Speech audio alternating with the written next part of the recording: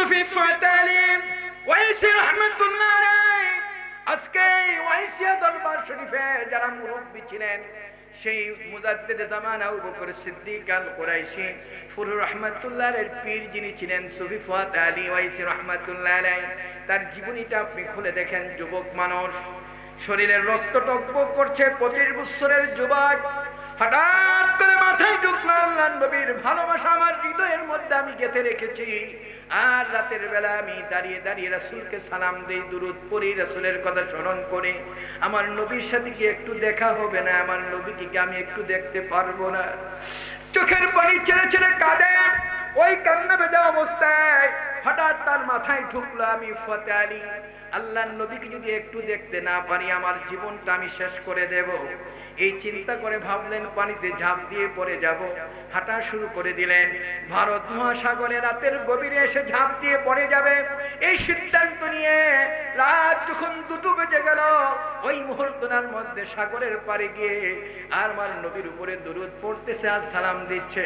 সাগরের পানিতে পড়ে যাওয়ার পরে স্রোতের সাথে আমি ভেসে চলে যাব। হয়তো মাছে আমাকে খেয়ে ফেলবে, না হলে ভাসতে ভাসতে আমি আরব সাগর হয়ে আমার নবীর দেশে আমি চলে যাব। চোখের পানি পড়ছে আর কাঁদতেছে।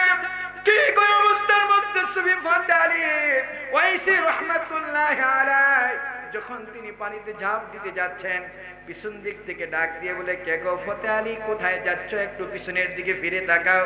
তিনি পিছনের দিকে তাকিয়ে দেখে সুন্দর চেহারা, পুরা জায়গাটা আলোকিত হয়ে আছে। তাকিয়ে বলছেন, তুমি যার জন্য পাগল করা হয়ে পানিতে ঝাঁপ দিতে যাচ্ছ সেই মদিনার কামলিওয়ালা তোমার প্রেম ভালোবাসায় এখানে ছুটে চলে আসছি।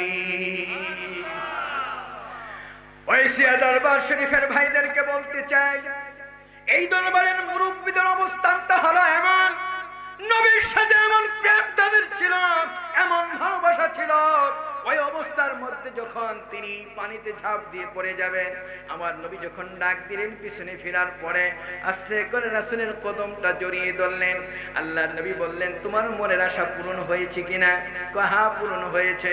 তুমি আর কি চাও? হুজুর আজকে কদম পেয়েছি, কদম আমি আর ছাড়বো না। আল্লাহর নবী ঘোষণা দিয়ে দিলেন, ফাতালি 1 বছর পরে আবার তোমার সাথে আমার দেখা হবে। আমি 1 বছর থাকতে পারবো না, ওই 6 মাস পরে তোমার সাথে আমার দেখা হবে। আমি 6 মাস থাকতে পারবো না, 3 মাস পরে আবার দেখা হবে। আমি 3টা মাসও থাকতে পারবো না, প্রতি মাসে মাসে একবার আমার সাথে দেখা হবে। আমি 1 মাস থাকতে পারবো না, প্রতি সপ্তাহে একবার দেখা হবে। হুজুর আমি 1 সপ্তাহ অপেক্ষা করতে পারবো না, প্রত্যেক সোমবারে একবার দেখবে আমাকে। আমি পারবো না। কি চাও? প্রত্যেক দিন একবার তোমার সাথে দেখা হবে। হুজুর 24টা ঘন্টা আপনাকে না দেখে আমি থাকতে পারবো না। এতদিন দেখি নাই, এই চেহারার জন্য এত মায়া আজকে লেগেছে, আমি আর থাকতে পারবো না। নবীর কদম জড়িয়ে ধরে যখন কান্না শুরু করে দিলেন আল্লাহর নবী বলে দিলেন, তোমার কি মনের কি তামান্না একটু শুনতে চাই, বলো দেখি। আল্লাহর হাবিবের দিকে তাকিয়ে বলছি, ইয়া রাসূলুল্লাহ, ইয়া হাবিবাল্লাহ, আমি ফাতালির মনের আবেগ আর ভালোবাসা হলো আপনার খেদমতে আবেদন করতে চাই। আপনি আমার মনের কথাগুলি শুনেন। আমার আবেদনটা হলো একটাই। কি আবেদন? আমি যখনই আমার এই মুখ দিয়ে আপনার নামটা উচ্চারণ করব, আপনার উপরে দুরূদ পড়বো আর সালাম দেব, এই 2 চোখ দিয়ে পৃথিবীর কোনো জিনিস আমি দেখতে চাই না। আপনার নুরানি চেহারাটা আমার 2 চোখের সামনে আমি দেখতে চাই। বন্ধুরা, রাসূল তার দিকে তাকিয়ে বললেন, আবেদন মঞ্জুর। আজকে তুমি আবেদন করেছো, যাও। সুফি ফাতালি ওয়াইসির নামের শেষে একটা লকব আজকে দেওয়া হলো, রাসূল নুমা সুফি ফাতালি। যখনই যেই মুহূর্তে যে অবস্থায় তিনি আল্লাহর নবীর উপরে দুরূদ পড়তেন আর সালাম দিতেন, সঙ্গে সঙ্গে আমার নবীর নুরানি চেহারাটা তার সামনে ভেসে উঠতো। আরো জোরে বলেন না সুবহানাল্লাহ। এই দরবারের মূল মন্ত্র হলো নবীর প্রেম আর ভালোবাসা। কি বলেন ঠিক কিনা? আরো জোরে বলেন ঠিক কিনা? সেই ফাতালি ওয়াইসিয়া দরবার শরীফের মতো এই ওয়াইসিয়া শরীফে আজকে আপনাদেরকে বলতে চাই, আমরা সেই ফাতালি ওয়াইসির মতো হতে চাই কি চাই না? কে কে চাই? 2টা হাত উঁচু করে দেখা। নারে তাকবীর, নারে রিসালাত।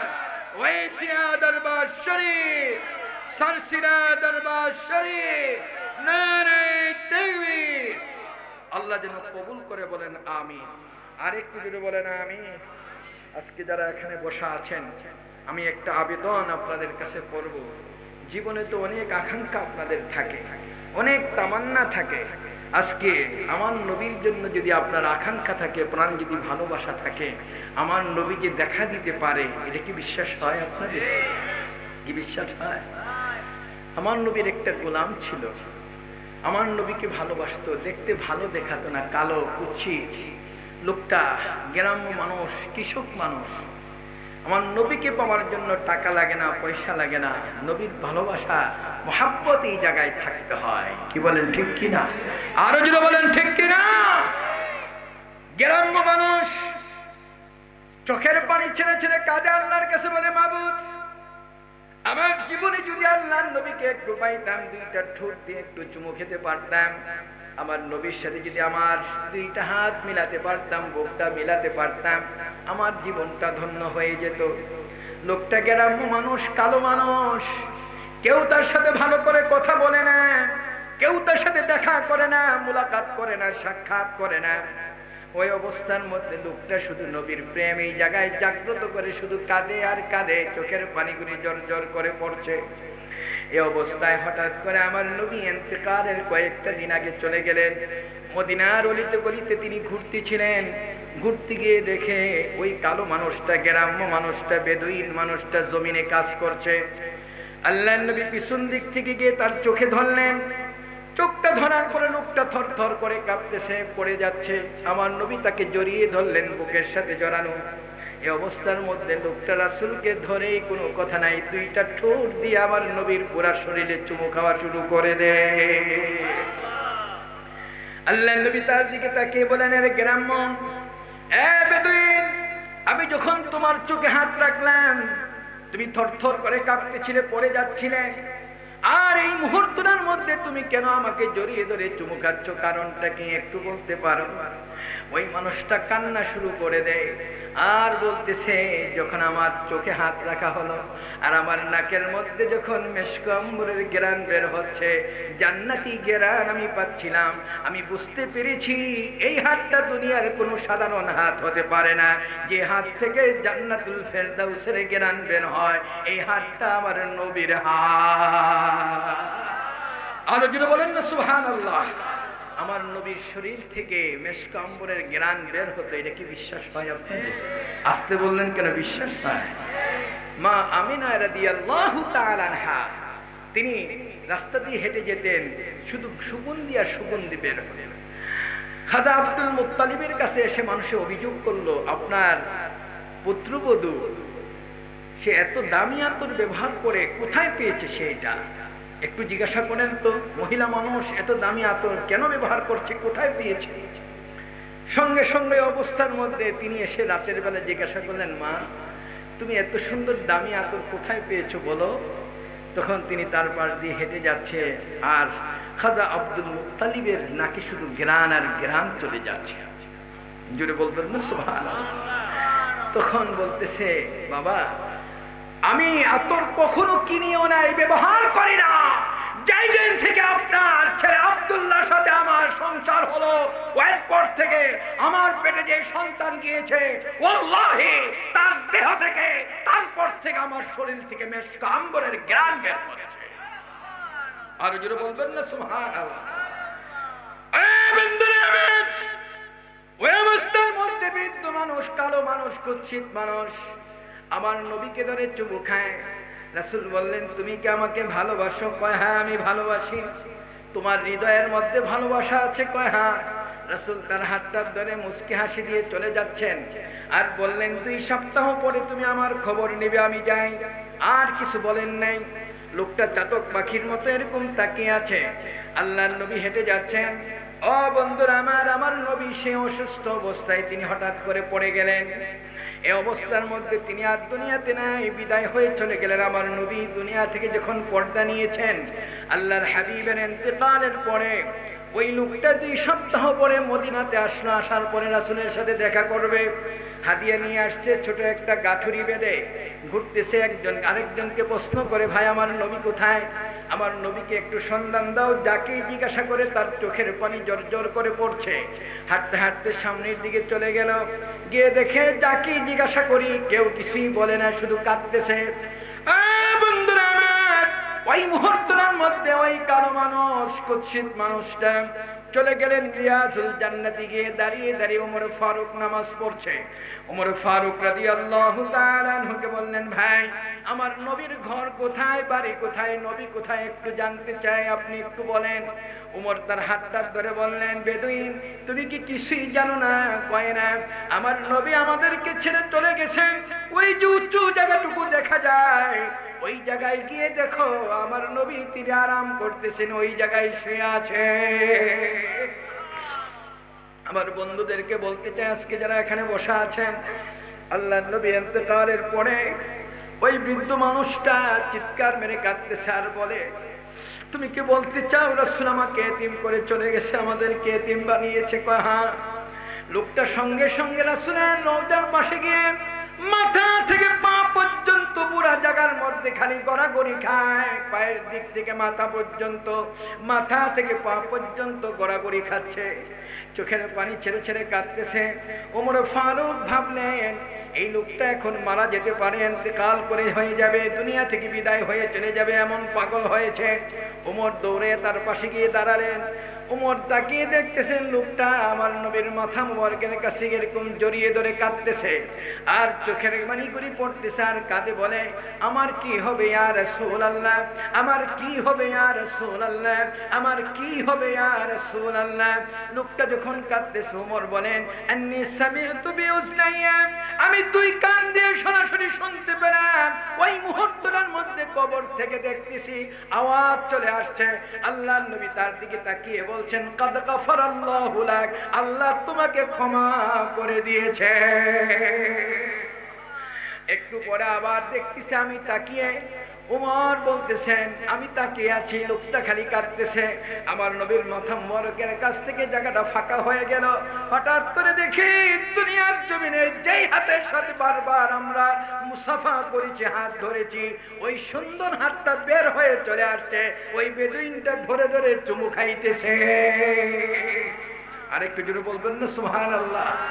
আজকে যারা এখানে বসা আছি, আমাদের জীবনে এই তামান্নাটা যদি থাকে যে জীবনে কোনোদিন একবার হলো রাসূলের জিয়ারত আমি চাই, রাসূল তোমাকে দেখতে চাই, যদি ওই কালো মানুষ, কুৎসিত মানুষ, গ্রাম্য মানুষ, বেদুইন যদি আমার নবীকে পাইতে পারে, রাসূল যদি তার জন্য হাত বাড়াতে পারে, আজকে 7,500 কিলোমিটার দূরে বসে নবীর প্রেম লালন করে সুফি ফাতেহ আলী যদি রাসূলকে দেখতে পারে, ফুরফুরা আবু বকর সিদ্দিক যদি দেখতে পারে, আজকে ইমামুত তরিকাত বুরহানুদ্দিন আল ওয়াইসি যদি রাসূলকে ধরে চুমু খাইতে পারে, আজকে আমরা তাদের উত্তরসূরি হয়ে আমরা রাসূলকে পাইতে পারি কি পারি না? জোরে বলতে হবে, পারি কি পারি না? আরো জোরে বলেন, পাইতে রাজি আছি কি না? কাকে রাজি আছে হাত উঁচু করে দেখান। নারে তাকবীর, নারে তাকবীর, নারে রিসালাত, ওয়াইসিয়া দরবার শরীফ। আল্লাহ যেন কবুল করে, বলেন আমিন। মুহাব্বতে দুরূদ শরীফ পড়েন, সাল্লাল্লাহু আলাইহি সাল্লাল্লাহু আলাইহি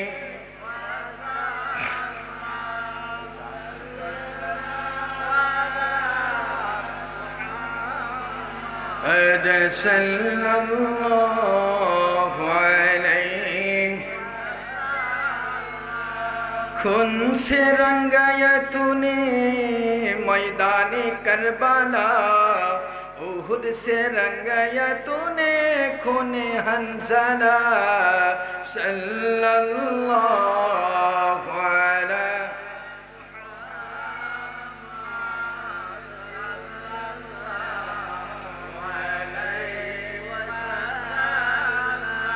सल्लल्लाहु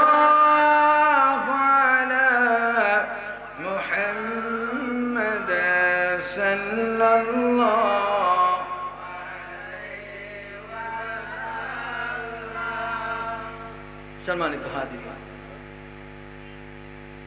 রাসূল প্রেম ভালোবাসা আমাদের ভিতরে জাগ্রত হবে যখন রাসূলের সুন্নতগুলি আমাদের ভিতরে থাকবে।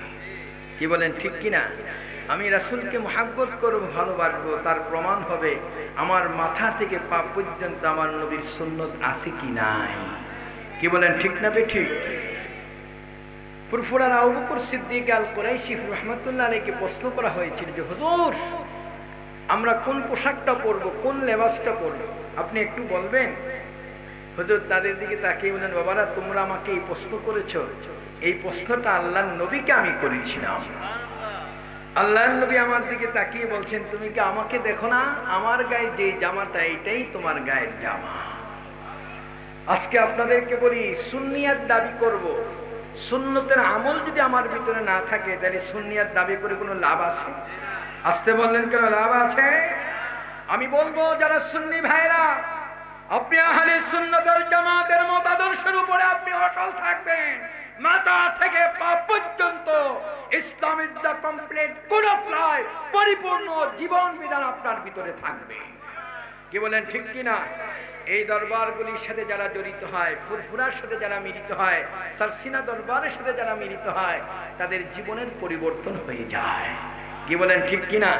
আপনাদেরকে বলবো, এই যে পোশাকটা আপনি পরতেছেন, আজকে আপনাদেরকে অবৈ দিয়ে বলে যাই, যারা এখানে বসা আছেন, আল্লাহর নবীর পোশাক কেমন ছিল?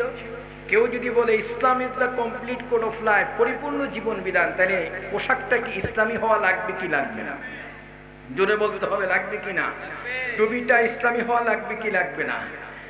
এখন আপনি সুন্দর মুসলমান দাবি করলেন, আহলে সুন্নাত ওয়াল জামাতের মতাদর্শ অনুসারী দাবি করলেন, আপনার লেবাসটা সুন্নতি হলো না। আমার নবীর পোশাক কেমন ছিল আপনি দেখেন, কানা হাব্বুস সিয়াবি ইলা রাসূলিল্লাহি সাল্লাল্লাহু আলাইহি ওয়াসাল্লাম আল কামিজ। আমার নবীর কাছে সবচেয়ে প্রিয় পোশাক যেটা ছিল, এটা ছিল কামিজ। কি ছিল? জোরে বলেন না কি? সকলের মুখে উচ্চারণ করেন না কি? কামিজ। মনে থাকবো তো নামটা কি? কামিজ। আমি আর আপনি দুনিয়া থেকে বিদায় হয়ে যাওয়ার পরে পুরুষের জন্য 3টা কাপড়, মহিলাদের জন্য 5টা কাপড় থাকে। কয়টা? জোরে বলেন না কেন, কয়টা? 3টা। এর মধ্যে একটা কাপড়ের নাম আছে কামিজ। যে কামিজটা পায়ের নিচ পর্যন্ত দেওয়া হয় না, এই টাকনু পর্যন্ত দেওয়া হয়। কি বলেন, কথা ঠিক না বেঠিক? এই টাকনু পর্যন্ত দিয়ে এই কামিজটা দিয়ে আপনাকে পরানো হয়। এরকম আমরা আজকে এই যে ওয়াইসিয়া শরীফে বসে আছেন, এই ওয়াইসিয়া শরীফের যারা ধারক বাহক, ফুরফুরা সিলসিলাকে যারা ভালোবাসে, সারসিনা দরবারকে যারা ভালোবাসে, তাদের এই পাঞ্জাবিটা কি দেখেছেন আপনারা? এটার নাম হলো কামিজ। কি বিশ্বাস হয় আপনাদের? এখন এটা কি আপনার পায়ের নিচ পর্যন্ত হবে না টাকনু পর্যন্ত হবে? বুখারী শরীফের মধ্যে আসছে, আন আবি সাঈদ আল খুদরি রাদিয়াল্লাহু তাআলা আনহুম قال قال رسول الله صلى الله عليه وسلم القميص هو الازار نصف ساقيه। জোরে বলেন না সুবহানাল্লাহ। আমার নবীর যে কামিজটা ছিল, এটা নিসফ সাক ছিল, এটা জুব্বা ছিল না। আজকে যদি বলা হয় যে নিসফ সাক, এই মাথা এই অর্ধেক পর্যন্ত, সাকের অর্ধেক, নিসফ সাক। এখন এটা কি কাটা ছিল, ফাড়া ছিল না গোল ছিল? প্রত্যেকটা হাদিসের কিতাব আপনি খুলে দেখবেন, আপনি মিরকাতুল মাফাতি এবং কি বুখারী শরীফের শরহ উমদাতুল কারির মধ্যে লিখতে গিয়ে সেখানে লিখেছে যে ওহুয়া সাউবুন মাখিতুন গায়রা মুফাররাজিন। আল্লাহর নবীর যে জামাটা ছিল, এটা ছিল সেলাই করা, আটকানো। জোরে বলেন না সুবহানাল্লাহ। আর একটু জোরে বলবেন না সুবহানাল্লাহ। আমি আপনাদের খেদমতে বলবো, আজকে যারা এখানে বসা আছেন, আমি একটা গল্প করতে চাই আপনাদের কাছে। আপনারা কি সাপ দেখছেন? বেজি দেখছেন? বেজি কে কে দেখছেন? একটু হাত দেখান তো দেখি। মাশাআল্লাহ, সাপ আর বেজি দেখছেন? সাপ আর বেজির মধ্যে সম্পর্ক ভালো না খারাপ? হঠাৎ করে সাপ আর বেজির মধ্যে বন্ধুত্ব হয়েছে। সাপ বেজিকে দেখে খুব সুন্দর করে বলতেছে, দোস্ত তোমাকে এত সুন্দর লাগে, বারবার জিহ্বাটা বের করো, মুখটা কি সুন্দর, চোখগুলি কাক চোখা, কতই না ভালো লাগতেছে। বেজি এই কথা বলার পরে সাপ তো ফুলতেছে, খুব সুন্দর লাগতেছে। একটু পরে সাপ বলতেছে, তোমার মুখগুলি কত সুন্দর, দেখতে ভালো দেখায়, বেজি ভাই তুমি যে কত ভালো। হঠাৎ করে বেজি তার দিকে তাকায় বলতেছে কি জানেন, দোস্ত কই কি তোমার সব জিনিস আমার কাছে ভালো লাগে, কিন্তু একটা জিনিস খুব খারাপ লাগে। কয় কোনটা? যখন তুমি হাঁটো পাছাটা ঘুরে ঘুরে হাঁটো, কি লিগে সোজা হাঁটতে পারো না? সাপ কি সোজা হাঁটতে পারে? আসতে বললেন কেন? সোজা হাঁটতে পারে? যখন সাপ হাঁটে পাছাটা ঘুরে ঘুরে হাঁটে, কি বলেন ঠিক কিনা? এই কথা বলার পরে সাপের মন খারাপ হয়ে গেছে। এতক্ষণ যা বলছো টলছো, খুব রাগ হয়ে বেজিকে দিছে কামড়। বেজি কামড় খাইয়ে ওষুধ লাগাইছে, গাছ চিনে যে সাপে কামড় দিলে কোন ওষুধ লাগাইতে হয়। একটু করে এসে দেখে সাপ এরকম বসে শিখে, দোস্ত তুমি আদর করে আমাকে কামড় দিছো, আমি ব্যথা পাই নাই। কি কথা কি বুঝতে পারছে? সুন্দর করে সাপ মনে করছে কামড় খাইয়েও যে আবার বন্ধুত্ব করতে আসছে, সেই আসল বন্ধু। মনে মনে ভাবতেছে এক মাঘে শীত, কথা বলেন কি এক মাঘে। তখন সাপ বসে রয়েছে এরকম, যখন এরকম যারা বসা আছেন ওয়াজ ভালো লাগলে লাভ দিয়ে ওঠে, আবার খারাপ লাগে এরকম মাথা নিচের দিকে যায়, আসে না এরকম অনেকে দেখবেন। এই 12টা হওয়ার পরে এরকম শুরু হয়ে গেছে অনেকে। তখন সাথে সাথে বেজি করলো কি, সাপ যখন মাথা নিচের দিকে দিছে, খপ করে গিয়ে মাথার রগটা কামড় দিয়ে ছিঁড়ে দিছে। গানের রগ ছিঁড়লে কি আর বাসে? খালি লাফাইতেছে। বেজি দূরে যেয়ে বসে রয়েছে, অনেকক্ষণ পরে দেখতেছে ব্যাপারটা কি, যে দেখে যে এখন আস্তে করে শুয়ে রয়েছে, দুইটা চোখ দিয়ে তাকাই রয়েছে। দোস্ত একটু ওঠো, দোস্ত আর ওঠে না, লম্ব হইয়া শোয়া আছে। এখন ডাকলে কি আর উঠবে? আসতে বললেন কোন উঠবে?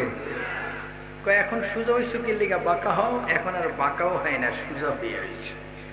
এখন দোস্তের পাশে বসে বসে গল্প করে আর কথা বলে আর কাঁদতেছে, আরে দোস্ত, ও দোস্ত, সোজা তো হইলা মরণের পরে হইলা, এর আগে হইলা না। কোন সময় সোজা হইছে বলেন? আসতে বললেন কেন? কোন দিন? আজকে যত কথা বলবো ওয়াইসিয়া শরীফে বসে এই কান দিয়ে শুনবে, এই দিক দিয়ে বের হয়ে যাবে। কি বলেন? কথা ঠিক না বে ঠিক? কিন্তু বলবে যে এই কথাগুলি হুজুররা খালি সারাদিন কথাই বলতে থাকে। আমি আপনাদের খেদমতে বলি, এখানে বসে যতগুলি কথা বলে যাই, প্রত্যেকটা কথার মূল্যায়ন ওই সময় হবে যখন তুমি সোজা হয়ে যাবে। কি বলেন ঠিক না বেঠে? ওই দিন এই যে লেবাসের গুরুত্ব, আজকে ওয়াইসিয়া সারসিনা দরবার শরীফ ফুরফুরা সিলসিলার এই পোশাকটাকে আজকে মূল্যায়ন করতে শিখো নাই। যেই দিন তুমি বিদায় হবে, সোজা হয়ে যাবে, কবরের দিকে যাত্রা করবে, ওই দিন তোমাকে এই পোশাকটা দিয়ে কবরে রাখা হবে। কি কথা ঠিক না বেঠি? আরো জোরে বলেন ঠিক কিনা? আমার পোশাকটা কি হবে, লেবাস টুপিটা কেমন হবে, ইসলাম দিয়েছি কিনা বলেন? অনেকে উপরে একটা সুন্দর করে পরে, পাঁচকুলি কেউ লম্বা পরে, কেউ এটা পরে সেটা পরে, আপনি পরেন, কিন্তু আমার নবী যেটা পরছেন এটাই হলো বাস্তব সুন্নাত। কি বলেন ঠিক না বেঠি? আল্লাহর নবীর টুপিটা কেমন ছিল? কেমন আসহাবি রাসূলুল্লাহ সাল্লাল্লাহু আলাইহি ওয়াসাল্লাম বুতহান, আমার নবীর টুপিটা ছিল গোল টুপি। ওহুয়া কালানসুয়াতুন মুসাল্লাকাতুন আলা রুউসিহিম, আজকে আল্লাহর ওলিরা যে টুপি দিয়েছেন মাথার সাথে লেগে থাকে, ওইটাই হলো খাস টুপি। জোরে বলেন না সুবহানাল্লাহ। এখন যদি কেউ বলে যে পাঁচকুল্লি টুপি পরলে কি গুনাহ হবে, আমি বলবো পাঁচকুল্লি নামে কোনো টুপি পৃথিবীতে নাই, আমার নবী কোনোদিন বলে নাই। এই নামটা হলো বেদাতি নাম। কি বলেন ঠিক কিনা? এই নামটা কি? বেদাত। কারণ হলো আমার নবীর যুগে পাঁচকুল্লি টুপি ছিল না। আপনি যদি পাঁচকুল্লিকে গোল বলেন আমার কোনো আপত্তি নাই, পাঁচকুল্লি নামে যদি বলেন মনে করতে হবে বেদাত। আর এই পাঁচকুল্লির আবিষ্কার হয়েছে ভারত থেকে, আর আমাদের এই টুপির আবিষ্কার হয়েছে মদিনা থেকে। আপনি কি মদিনা গ্রহণ করবেন না ভারত গ্রহণ করবেন? কোনটা? কে মদিনা গ্রহণ করতে কে কে রাজি আছে? হাত উঁচু করে দেখান। নারে তাকবীর, নারে রিসালাত। এটাই হলো আজকে আমাদেরকে বুঝতে হবে আদর্শ কাহাকে বলে। আজকে এই জন্য আপনাদের খেদমতে বলতে চাই, যারা এখানে বসা আছেন এক এক করে আমার ভাইদেরকে বলবো, আমার লেবাসটা কি হবে, আমার নবীর পাগড়িটা কেমন ছিল, কি বলেন আছে কি নাই? এক একজনে এক এক রকম পড়েন। আজকে ফরাদি কান্দির হুজুর যেই পাগড়ি পরেছে, সবুজ গম্বুজের পাগড়ি, আমার নবী আছে কি নাই? আল্লাহ নবী সাদা পাগড়ি পরেছেন, কালোটা পরেছেন, যদি বলেন না আলহামদুলিল্লাহ। এক এক করে যারা বসে আছেন এই পাগড়িগুলি আপনি কোনটা পরবেন এটাও ইসলাম সিদ্ধান্ত দিয়েছে। আমার পোশাকটা কেমন হবে, টুপিটা কেমন হবে, আমার লেবাস কেমন হবে, ইসলাম দিয়েছে। কি বলেন ঠিক না বেঠি? আপনি মুখের মধ্যে আমাদের দাড়ি হবে কি হবে না? আসতে বললেন কেন? দাড়ি কি এতটুকু হবে যেতটুকু রাখলে কবুতরের লেজের মতো? রাসূল বলছেন হাত্তা তাকুমুস সাআ, তোমরা অপেক্ষা করতে থাকো কিয়ামত কখন হবে। একদল মানুষ বের হবে, তারা কবুতরের লেজের মতো দাড়ি রাখবে। তখন বলা হবে যে এই দাড়ি পুরুষ আর মহিলার মধ্যে পার্থক্য যতটুকু করা যায় এতটুকু দাড়ি রাখলেই হয়। কোন ফিকহের কিতাব চার মাযহাবে একটা মাসআলার উপরে সকলে একমত এই হাদিসটার উপরে, যে দাড়ি কখনো আপনার কাটা যাবে না, ছাঁটা যাবে না, দাড়ি এটাকে ছেড়ে দিতে হবে। জোরে বলেন না সুবহানাল্লাহ। কাসসুশ শাওয়ারিব ওয়াফুল লুহা, তোমরা দাড়িকে ছেড়ে দাও, মুসকে খাটো করো। মুস কামানো যাবে না, এটাকে খাটো করতে হবে। কি বলেন? কি করতে হবে বলেন? আরো জোরে বলেন, খাটো করতে হবে। তাহলে চিন্তা করে দেখেন, আজকে আমরা দাড়িকে কামাই। এই রাশিয়াতে কয়েকদিন আগে 7 জন ডাক্তার তারা মুসলমান হয়েছে শুধু একটা হাদিসকে গবেষণা করে। জোরে বলেন না সুবহানাল্লাহ। তারা বলছেন একজন মানুষ জীবনে কোনোদিন শেভ করে নাই, আর যেই লোকটা বারবার শেভ করেছে, দুইজনকে পাশে নিয়ে তারা তার পুরো বডিটাকে চেক আপ করেছে। চেক আপ শেষ হলো, শেষ হওয়ার পরে দেখতেছে যেই লোকটা বারবার শেভ করছে তার শরীরের মধ্যে 24টা ভাইরাস পাওয়া গেছে, রোগ আক্রান্ত শরীরের মধ্যে। এর মধ্যে একটা রোগের নাম তারা লিখতে গিয়ে লিখেছে MAUS। এই ভাইরাসটা যখন কারো দেহের মধ্যে আসে, ওই মানুষটা তার মুখের যদি চেহারা শরীরের মধ্যে থাকে, তাহলে শরীরের চামড়া যদি কেউ কেটে নিয়ে যায় সে টের পায় না। দাড়ি কাটতে গিয়ে যদি চামড়া গোস্ত কাইটা নেয় টের পাবে না, তার এই চামড়ার পাওয়ারটা লেস হয়ে যায়। এই সুন্দর করে তারা বলছেন এই এক এক করে এরকম দাড়ি কাটার কারণে চোখের জ্যোতি কমে যায়, দাড়ি কাটার কারণে আপনার মাথা সংসন করে ব্যথা করে, দাড়ি কামানোর কারণে হাড় দুর্বল হয়ে যায়, দাড়ি কামানোর কারণে আপনার সবচেয়ে বড় যে ক্ষতিটা হয় তারা আজকে প্রমাণ করছে সেটা হলো সেক্স পাওয়ার কমে যায়। আজকে সেই দেশগুলিতে অশান্তির দাবানল দাউ দাউ করে জ্বলছে, স্বামী স্ত্রীর মধ্যে কোনো মিল নাই, মহব্বত নাই, যার কারণে স্বামী যায় একদিকে, স্ত্রী যায় আরেকদিকে, কে কোথায় থাকে তার কোনো খবর নাই। যেটা বলেন না নাউজুবিল্লাহ। আজকে সেই অবস্থার মধ্যে তারা পরীক্ষা করে এই তথ্য দেওয়ার পরে তারা বলছেন সুস্থ যদি থাকতে হয়, জীবনকে সুন্দর রাখতে হয়, বডিকে যদি সুঠাম দেহের অধিকারী করতে হয়, তাহলে তোমার মুখে দাড়ি রাখতে হবে। দাড়ি রাখো, তোমার দেহ ভালো হয়ে যাবে। আরেকটু জোরে বলবেন না সুবহানাল্লাহ। আজকের দেখেন বিজ্ঞান কত অগ্রসর হয়েছে, কত চমৎকার। আরেকটু জোরে বলেন না সুবহানাল্লাহ।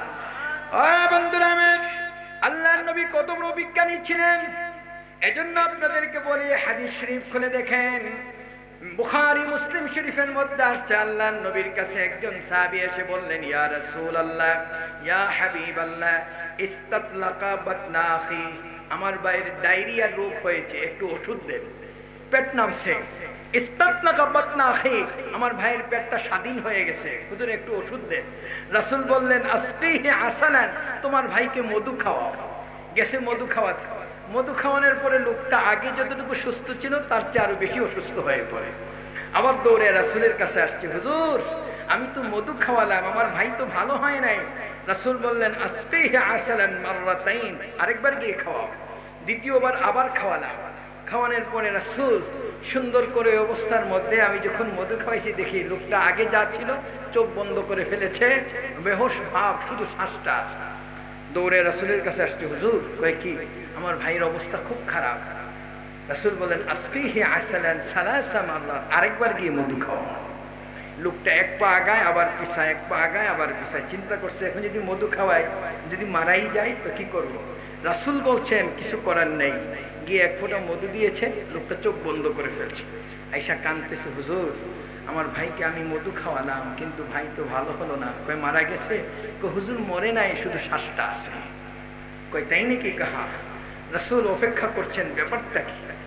এই লোকটা আমি ওষুধ দিলাম ভালো হলো না, অপেক্ষা করতেছেন। আমার নবীর মন খারাপ হলে সাথে সাথে জিবরাইল চলে আসে। জোরে বলেন না সুবহানাল্লাহ। আরেকটু জোরে বলবেন না সুবহানাল্লাহ। এমন নবীর উম্মত হয়েছি মনে মনে কল্পনা করে কেবলা পরিবর্তন হয়ে যায়। আমার নবী যদি হ্যাঁ বলে হালাল হয়ে যায়, না বললে হারাম হয়ে যায়। আঙ্গুল উঁচু করলে সাথে সাথে 4 টুকরা হয়ে যায়। কি বিশ্বাস হয় আপনাদের? ইশারা করছে সূর্যকে থামো, সূর্য থেমে যাচ্ছে। জোরে বলবেন না সুবহানাল্লাহ।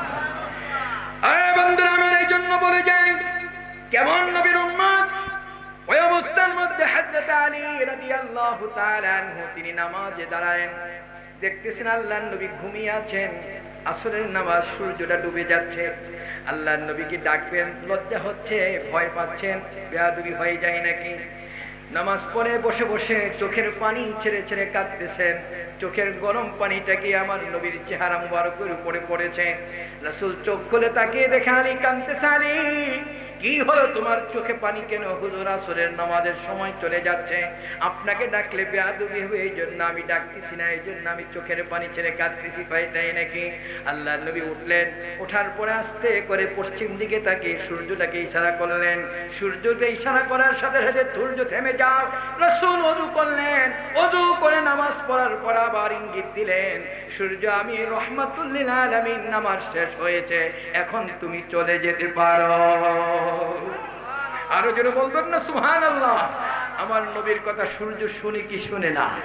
আমার ভাইদেরকে বলবো, ওই যে লোকটা সঙ্গে সঙ্গে রাসূলের কাছে বলেন, জিবরাইল এসে বলে, হুজুর কই কি? আপনি তাকে আরেকবার মধু খাইতে বলেন। বুখারী শরীফের হাদিস, আসকাইহি আসালান 4 মাররাত। চতুর্থবার গিয়ে যখন তাকে মধু খাওয়ানো হলো, 1 ফোঁটা মধু দেওয়ার পরে লোকটা চোখ খুলছে, আরেক ফোঁটা তখন দিয়েছে, এরকম মাথা নাড়তেছে, আরেকটু খাওয়ার পরে লোকটা উঠে দাঁড়ায় গেছে। জোরে বলবেন না সুবহানাল্লাহ। এখন মধু খেয়ে আস্তে আস্তে করে রাসূলের কাছে আসছে। আল্লাহর নবী তার দিকে তাকিয়ে বললেন, ব্যাপার কি, তুমি না মারা যাচ্ছিলা? তুমি তো এখন জীবিত হয়ে গেছো। হুজুর, আপনি যে চিকিৎসা দিয়েছেন, ওষুধ দিয়েছেন, আমি ভালো হয়ে গেছি। আর একটু জোরে বলবেন না সুবহানাল্লাহ। আপনি বলেন তো দেখি, আমার নবীর কাছে আসার পরে, জিবরাইল, আমি 3 বার মধু খাইতে বললাম, লোকটা ভালো হলো না। চতুর্থবার মধু খাওয়ার পরে লোকটা ভালো হলো, আমি একটু জানতে চাই। জিবরাইল বলে, হুজুর কি জানতে চাচ্ছেন? কাহা, এই লোকটা সকালবেলা ঘুম থেকে উঠে হারাম খেয়েছে, কাজির, যেটা হলো হারাম জিনিস খায়া পেট নষ্ট করেছে, যার কারণে তার পেটে ডায়রিয়া হওয়ার কারণে, এই খারাপ জিনিসটা, হারাম জিনিসটা পেটে থাকার কারণে, মধু হলো জান্নাতীদের খাবার। জোরে বলেন না সুবহানাল্লাহ। মাসালুল জান্নাতিল্লাতী ওয়াইদাল মুত্তাকুন, মুত্তাকীদের জন্য আল্লাহ মধুর নহর রেখে দিয়েছে। জোরে বলেন না সুবহানাল্লাহ। জিবরাইল ডাক দিয়ে বলে, ইয়া রাসূলুল্লাহ, আপনি আবার তাকে মধু খাওয়াতে বলেন। যখন 3 বার খাওয়ানোর পরে পেটটা পরিষ্কার হয়ে গেল, চতুর্থবার যখন তাকে মধু দেওয়া হলো, সাথে সাথে ওই অবস্থার মধ্যে লোকটা সুস্থ হয়ে যায়। এই হাদিসকে গবেষণা করে আজকে আপনার ওরসেলাইন তৈরি হয়েছে। কলেরা হাসপাতাল এই মতলবে আছে, সেখানে গেলে দেখবেন একটা হালুয়া খাওয়ায়, যে হালুয়াটা তৈরি হয় এই মধু থেকে গবেষণা করে। যেটা বলেন না সুবহানাল্লাহ। আমার নবী কত বড় চিকিৎসক ছিলেন, ডাক্তার ছিলেন, কি বিশ্বাস হয় আপনাদের? বন্ধুরা আমার, যারা এখানে বসা আছেন, আজকে সারা পৃথিবীর মানুষ আমার নবীর কথাগুলি নিয়ে গবেষণা করছেন। আজকে আপনাদের খেদমতে বলো, প্রত্যেকটা সুন্নাত আমার নবীর মাথা থেকে পা পর্যন্ত আমার উপকারের জন্য দেওয়া হয়েছে। জোরে বলবেন না সুবহানাল্লাহ। আর একটু জোরে বলেন সুবহানাল্লাহ। আপনি কি চিন্তা করেছেন, ওই লোকটা পেটে হারাম জিনিস নিয়ে হারাম খেয়েছে, সুদ খেয়ে, ঘুষ খেয়ে পেট নষ্ট করেছে। আজকে হারাম জিনিস যদি পেটে থাকে, সেই মানুষটা কি জান্নাতে যেতে পারবে? আসতে বললেন কেন, পারবে? আর একটু জোরে বলেন, কি পারবে? আমি আপনাদেরকে বলবো, পৃথিবীর মধ্যে সবচেয়ে কঠিন গুনাহ যেটা, রাসূল বলছেন সুদের ৭৩টা গুনাহ, সবচেয়ে ছোট গুনাহ হলো মায়ের সাথে জিনা করা। আর একটু জোরে বলেন না নাউজুবিল্লাহ। আর জোরে বলেন নাউজুবিল্লাহ। মুসলিম শরীফের হাদিস, আল্লাহর হাবিব বলেন, আমি যখন মেরাজে গেলাম, দেখি জাহান্নামের মধ্যে একদল মানুষ, বুতুনহিম কাল বুয়ুতি, আতাইতু লাইলাতা উসরা বিকাওমিন, আমি ওই মুহূর্তে দেখতে পেলাম তাদের পেটটা একটা ঘরের মতো, তার মধ্যে সাপ বিচ্ছু ঢুকছে আর বের হচ্ছে, ঢুকছে আর বের হচ্ছে। জিবরাইল এই লোকগুলি চিৎকার করে কাঁদতেছে, একটু বলবে না কারা? রাসূল আফসোস করে বলতেছিলেন, বলো না। জিবরাইল বলে, হুজুর এই লোকগুলিকে দেখে আপনি আফসোস করতেছেন, তাদের পেটে সাপ দেখতেছেন আর বিচ্ছু দেখতেছেন, এইগুলি সাপ বিচ্ছু না, এই সব হলো সুদের টাকা আর টাকা। আসতে বলবেন নাউজুবিল্লাহ। সুদ খাওয়া যাবে? আর জোরে বলেন কে যাবে? আমার নবী তিনি মেরাজে গিয়ে জান্নাত দেখেছেন, জাহান্নাম দেখেছেন, কি বলেন ঠিক কিনা? জাহান্নামে গিয়ে তিনি বলছেন আমি অধিকাংশ নারীদেরকে জাহান্নামে দেখেছি, তার ভিতরে একদল মহিলা গিয়ে দেখি তাদের মুখের মধ্যে বর্শি লাগানো আর দুই দিক থেকে আগুন জ্বলছে। আমি বললাম, জিবরাইল মুখে বর্শি লাগিয়ে এদেরকে এরকম পিটানি হচ্ছে, আঘাত করা হচ্ছে, কারণটা কি? কয়, হুজুর এই মহিলাগুলি কথা বলতে গিয়ে স্বামীর উপরে কথা বলতো, অতিরিক্ত কথা বলতো, ছেলে সন্তানকে লানত করেছে, আজকে তার কারণে তাকে শাস্তি দেওয়া হচ্ছে। কয় তাই নাকি? কাহা। আরেকটু সামনে গিয়ে দেখে একজন মহিলার মাথার উপর আঘাত করে, মাথাটা ফেটে যায়, মগজটা বের হচ্ছে, চিৎকার করে কাঁদতেছে। রাসূল বললেন, এই মহিলাগুলি কারা একটু বলবে? আল্লাহর হাবিব বলে দিলেন, জিবরাইল বলো না। হুজুর রাস্তায় হাঁটতে মাথায় কোনো কাপড় ছিল না, যার কারণে বেপরদার কারণে আজকে তাদেরকে এইভাবে শাস্তি দেওয়া হচ্ছে। কয় তাই নাকি? কাহা। সঙ্গে সঙ্গে আরেকটু সামনে গিয়ে দেখে একজন মহিলার স্তনের মধ্যে বর্শি লাগিয়ে তাদেরকে আঘাত করা হচ্ছে, আগুন জ্বালানো হচ্ছে। বলতেছেন এই মহিলাগুলিকে শাস্তি কেন? সাথে সাথে জিবরাইল বলে, হুজুর এরা রাস্তায় বের হতো, তাদের বুকে কাপড় থাকতো না, মুমিলাতুন মাইলাতুন কাসিয়াতুন আরিয়া, রাস্তায় বের হয়েছে, তারা নিজেরা পুরুষরা মহিলাদের দিকে আকৃষ্ট হতো আর তারাও পুরুষের প্রতি আকৃষ্ট হতো, আজকে তাদেরকে শাস্তি দেওয়া হচ্ছে এই কারণে। কয় তাই নাকি? কাহা।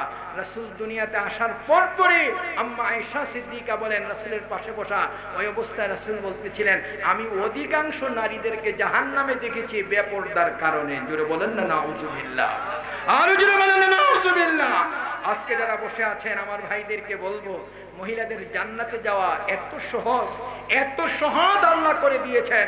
রাসূল বলছেন 4টা কাজ যদি কেউ করতে পারে সে হাসতে হাসতে জান্নাতে চলে যাবে। আর জোরে বলেন না সুবহানাল্লাহ।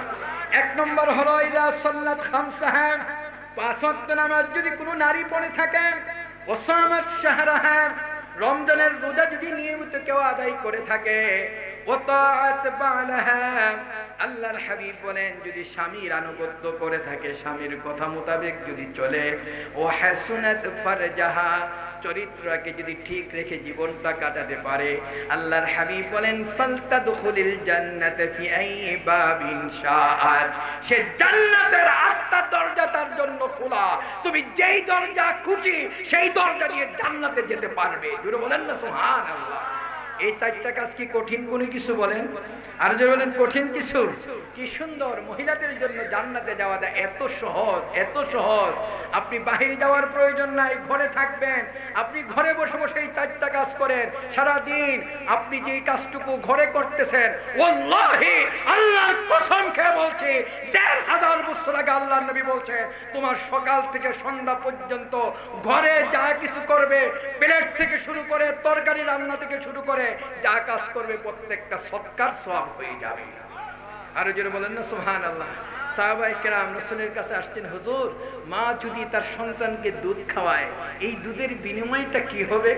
এই মার ঋণটা কি পরিশোধ করতে পারবে? আল্লাহর হাবিব বলে দিলেন, একটা চুমুক দুধ যদি খেয়ে থাকে কোনো সন্তান, এটা হাসরের ময়দানে তার জন্য নাজাতের উসিলা হয়ে যাবে। আর জোরে বলেন না সুবহানাল্লাহ। একটু চিনেন, এত চমৎকার হাদিসগুলি নারীদের জন্য আল্লাহ দিয়েছেন। জোরে বলেন না সুবহানাল্লাহ। রাসূল বলেন, আমি জান্নাতে গেলাম, জান্নাত ভিজিট করার পরে জান্নাতের এত সুন্দর একটা রুম দেখতে পেলাম। বুখারী মুসলিম শরীফের মধ্যে আসছে, আল্লাহর নবী বলেন, ওই জান্নাতটা দেখার পরে আমি আফসোস করে বলেছিলাম, এত সুন্দর জান্নাত, এত সুন্দর নেয়ামত, বাহির থেকে ভিতরটা দেখা যায়, ভিতর থেকে বাহিরের সুন্দর দৃশ্যটা দেখে আমি আফসোস করে বলতেছিলাম, এত সুন্দর জান্নাত আমি দেখেছি। সাহাবীদের ভিতর থেকে একজন দাঁড়িয়ে গেলেন, ইয়া রাসূলুল্লাহ, ইয়া হাবিবাল্লাহ, ওই জান্নাতের ওই রুমে কে থাকবে একটু জানতে চাই। জোরে বলবেন না সুবহানাল্লাহ। আল্লাহর নবীকে প্রশ্ন করে বসছেন, হুজুর জান্নাতের ওই রুমগুলিতে কে থাকবে একটু আমাদেরকে একটু বলে দেন না, আমরা কি সেই জায়গায় থাকতে পারবো? রাসূল জানিয়ে দিলেন, ওই জান্নাতের ওই রুমের মধ্যে থাকবে 2 শ্রেণীর মানুষ, কোন জায়গা আছে 4 শ্রেণীর মানুষ। এর মধ্যে একজন হলো আতাবাল কালাম, যার ভাষা সুন্দর। জোরে বলবেন না সুবহানাল্লাহ। যার সুন্দর আচরণ, মানুষের সাথে কর্কট ভাষায় কথা বলে না, রাগ করে কথা বলে না, গালি দিয়ে কথা বলে না, কখনো মানুষের সাথে খারাপ আচরণ করে না, চোখটাং দিয়ে কথা বলে না, সুন্দর বাচন ভঙ্গি যা সুন্দর ভাষায় কথা বলে, জান্নাতের ওই রুমের মধ্যে আল্লাহ তাকে জান্নাতের ওই জায়গায় জায়গা করে দিবে। আর একটু জোরে বলবেন না সুবহানাল্লাহ। 2 নম্বর ব্যক্তিটাকে জানেন? রাসূল বলছেন দ্বিতীয় নম্বর ব্যক্তি হলো জান্নাতের ওই রুমে থাকবে যারা বেশি বেশি মানুষকে খাওয়ার ব্যবস্থা করে, আপ্যায়ন করে। আজকে একদল মানুষ আমাদের আছে, এরা কি মূর্খ না আলেম নামের কলঙ্কটা আমরা বুঝতে পারি না। তাদের মুখ থেকে বের হয় কে খাইলে দোয়া করা যাবে না, দোয়া করলে খাওয়া যাবে না। কি আছে কিনা বলেন? এই ফতোয়া দিয়ে সমাজ থেকে বাবার জন্য দোয়া উঠাই দিয়েছে, মায়ের জন্য দোয়া উঠানো হলো, ফতোয়া শুরু হয়ে গেছে। আপনি সারা জীবন সুদ খেয়েছে, ঘুষ খেয়েছে, মানুষের আঘাত করেছে, মানুষের সম্পদ লুণ্ঠন করেছে, আজকে সহি হাদিস দিয়ে কথা বলতে আসে। আয়েশা কয় কি মৃত্যু ব্যক্তির জন্য দোয়া করা এটা জায়েজ নাই? 5 দিনের দিনে দোয়া করলে বাবার কবরে আযাব হোক, এটা যদি চাও তাহলে দোয়া করাবে। জোরে বলবেন না নাউজুবিল্লাহ, আসতে বলবেন নাউজুবিল্লাহ। আমি আপনাদেরকে যদি এই বিষয়ে সারা রাত্র দলিল দেই, দলিল দিতে দিতে শেষ হয়ে যাবে। কত দলিল আপনি শুনবেন? এই জায়গার মধ্যে শুধু দলিল ভরা আমাদের। এজন্য খুদে এতটুকু কথা বলতে চাই, বুখারী মুসলিম শরীফের হাদিস, আল্লাহর হাবিব বলছেন জান্নাতের ওই রুমের মধ্যে ওই মানুষটাই থাকবে যেই মানুষটার উসিলায় যে মানুষকে বেশি বেশি আপ্যায়ন করে। জোরে বলেন না সুবহানাল্লাহ। বুখারী মুসলিম শরীফের হাদিস, আলা আদুল্লুকুম, আমি তোমাদেরকে কি জানাবো না তোমরা সরাসরি এমন একটা আমলের কথা যেটা দ্বারা সরাসরি জান্নাতে চলে যাবে? সাহাবায়ে কেরাম তো তাকিয়ে আছেন, হুজুর বলেন। রাসূল বললেন 2টা আমল, একটা হলো ইফশুস সালাম, বেশি বেশি করে মানুষকে সালাম দেওয়া, আরেকটা আমল হলো ওয়াতুতিমুত তাআম, বেশি বেশি করে মানুষকে খাওয়ানো। হাদিসে আছে কিনা বলেন? আরে জোরে বলেন আছে কিনা? তাইলে এখন যারা আজকে ইসালে সওয়াবের দান সদকা করা হয়, ইসালে সওয়াবের জন্য যে দেয় দান করে, এই দানের কারণে আপনি কি গুনাহগার হবে না সওয়াবের ভাগী হবেন? আপনি কি জান্নাতের মালিক হবে না জাহান্নামের মালিক হবেন? আজকে যারা এই ফতোয়া দিয়ে বাবার জন্য মায়ের জন্য ইসালে সওয়াবকে বন্ধ করছে, ওয়াল্লাহি এরা ইন্তেকালের পরে কোনো কুকুরও তাদের জন্য দোয়া করবে না। কি বলেন ঠিক কিনা? আজকে দোয়া বন্ধ করেছো, পৃথিবীর আদালতে তোমার বিচার হবে, আল্লাহর আদালতে বিচার হবে। তুমি কি জানো পৃথিবীর সব জায়গার নেট বন্ধ হয়ে যায়? পৃথিবী মানুষ মারা যাওয়ার পরে কোনো নেট নাই, তার সাথে যোগাযোগ বন্ধ, ছেলে মেয়ে স্ত্রী বৈজন সব দরজা বন্ধ, কিন্তু একটা জায়গার নেট সব সময় খোলা থাকে, এক জায়গার নেট সব সময় চালু। বলবেন হুজুর নিজ থেকে বানায়া বলছেন? না, আমি বানায়া বলি নাই। আসেন আপনি, আল্লাহর হাবিব বলছেন মাল মাইয়িতু ফিল কবরি ইল্লা কাল গারিকিল মুতাগাব্বিস, যখন মানুষ মারা যায় ওই মানুষটা সাগরে যদি একটা ট্রলার ডুবে যায়, লঞ্চ ডুবে যায়, যেরকম মানুষগুলি বাঁচার জন্য হাহাকার করে, ঠিক তদ্রূপ ভাবে ওই মানুষটাও লঞ্চ ডুবে গেছে এরকম হাহাকার করে। মৃত্যু মানুষটাও আল্লাহর কাছে কান্নাকাটি করে, সন্তানের জন্য কাছে আফসোস করে, বাবা একটু দোয়া করো, আমি বিপদে পড়ে আছি, মুসিবতে আছি, জাহান্নামের আগুন দাউ দাউ করে জ্বলছে, আমার উপরে শাস্তি হচ্ছে, তোমরা কি একটু দোয়া করবে না? এইখানে আফসোস করতেছি। আল্লাহর নবী বললেন ওই মুহূর্তে তানতাজিরু দাওয়াতাম মিন আখিন আও আবিন আও সাদীকিন আও উম্মিন, যখন সে অপেক্ষায় থাকে কখন তার বাবা তার জন্য দোয়া করবে, মা দোয়া করবে, ছেলে দোয়া করবে, বন্ধু দোয়া করবে, আত্মীয় স্বজন দোয়া করবে। আল্লাহর হাবিব বলেন দোয়াটা করতে দেরি হয়, তার কবরের সাথে সাথে পৌঁছে যায়। একটা জায়গা এক্সপ্রেস নেটওয়ার্ক 5G সাথে সাথে কালেকশন, আপনি এখানে বসে ওয়াইসিয়া দরবারে বসে দোয়া করবেন। আজকে ইমামুত তরিকত আমাদেরকে দেখতেছেন, সেই জান্নাতুল বাকি থেকে আজকে আমাদেরকে আল্লাহর ওলি আমাদেরকে দেখতেছে। জোরে বলেন না সুবহানাল্লাহ। আল্লাহর ওলির সেই চেহারা, সেই অবস্থানটা যদি চক্ষু থাকে এখানে বসে আপনি দেখতে পারবেন। বন্ধুরা আমার, আল্লাহর ওলিদেরকে এই পাওয়ার আল্লাহ দিয়েছে। কে দিয়েছে বলে? আরো জোরে বলেন না কে? কি বিশ্বাস হয় আপনাদের? কি বিশ্বাস হয়?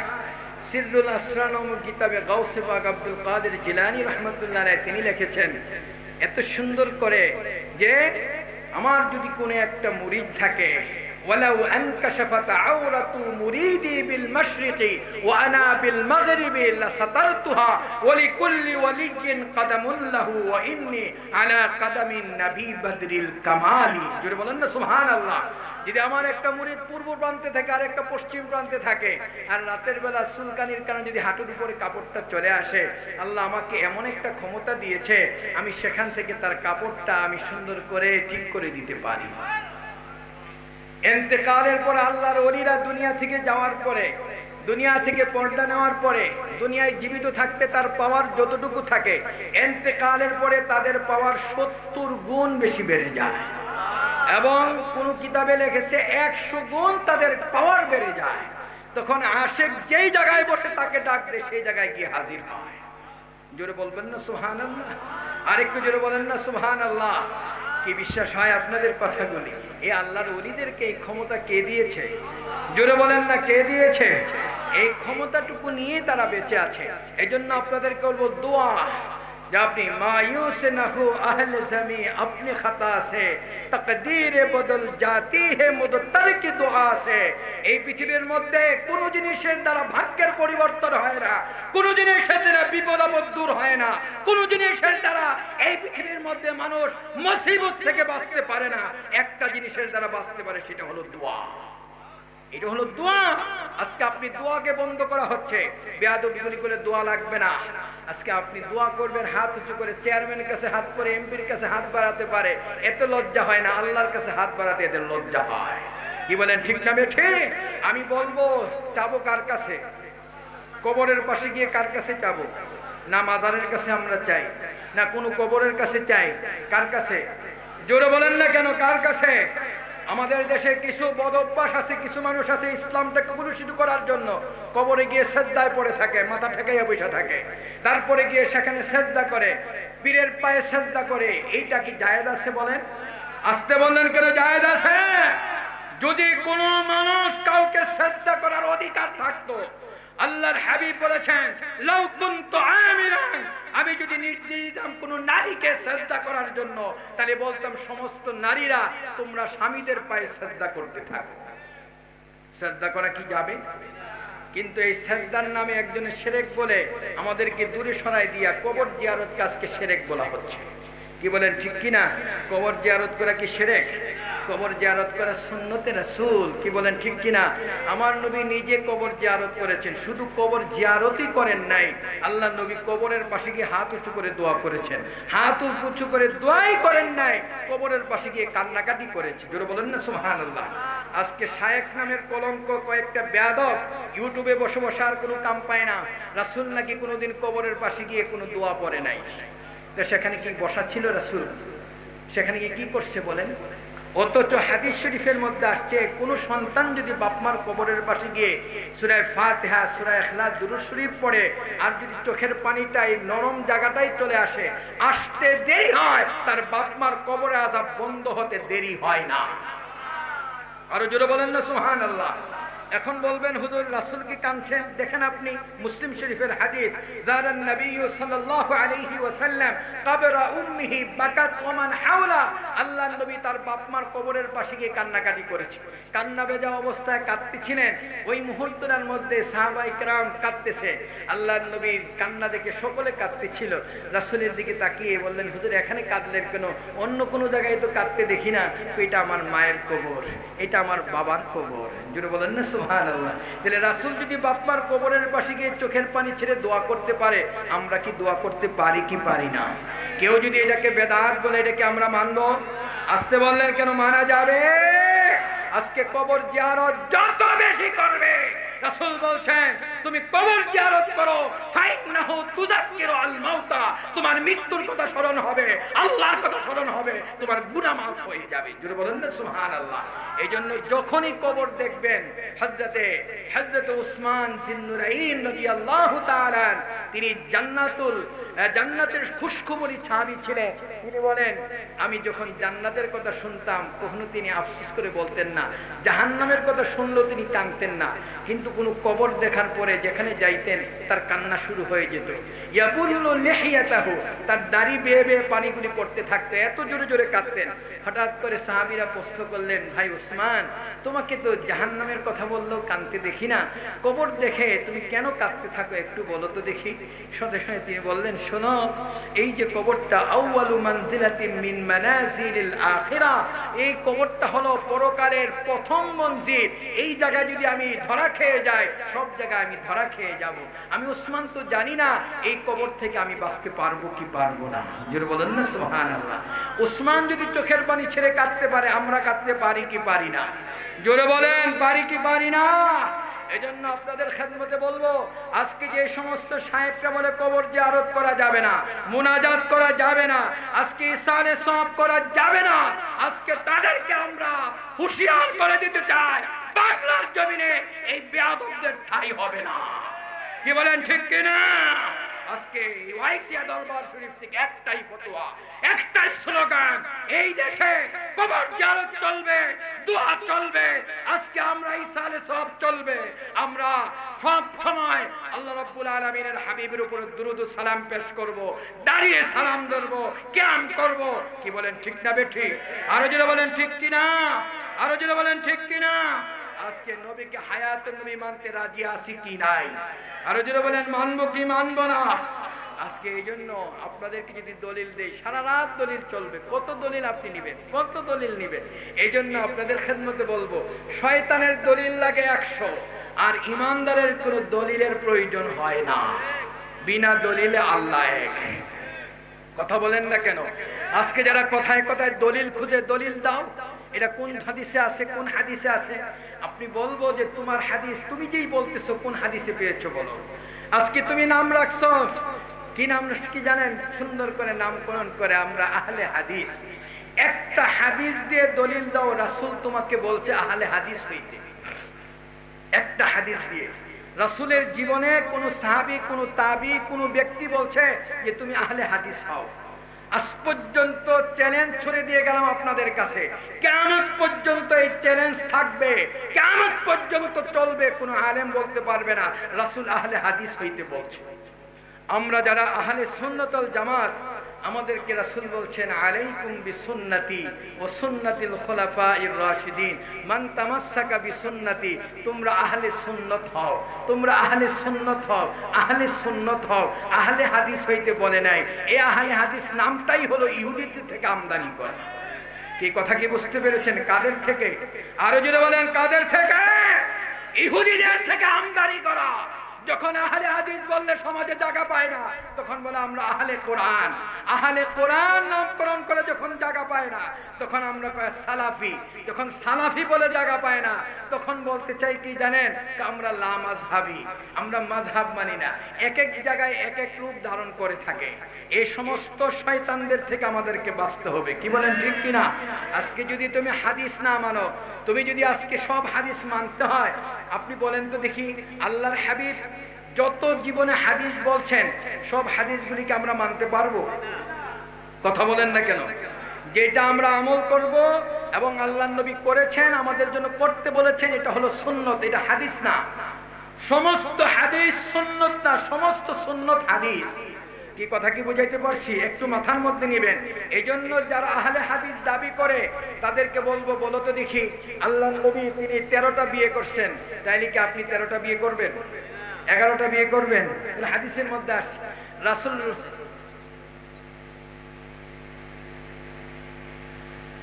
সম্মানিত হাজিরিন, রাসূল বলছেন একসাথে লাগাতার রাসূল রোজা রাখছেন, যাকে সওমে বিসাল বলা হয়। দিনেও রোজা রাখতেন, রাত্রেও রোজা রাখতেন, কোনোদিন খাইতেন না। হযরত ওমর ফারুক রাদিয়াল্লাহু তাআলা আনহু তিনি দেখলেন রাসূলের সাথে রোজা রাখার জন্য 3 দিন একসাথে রোজা রাখলেন।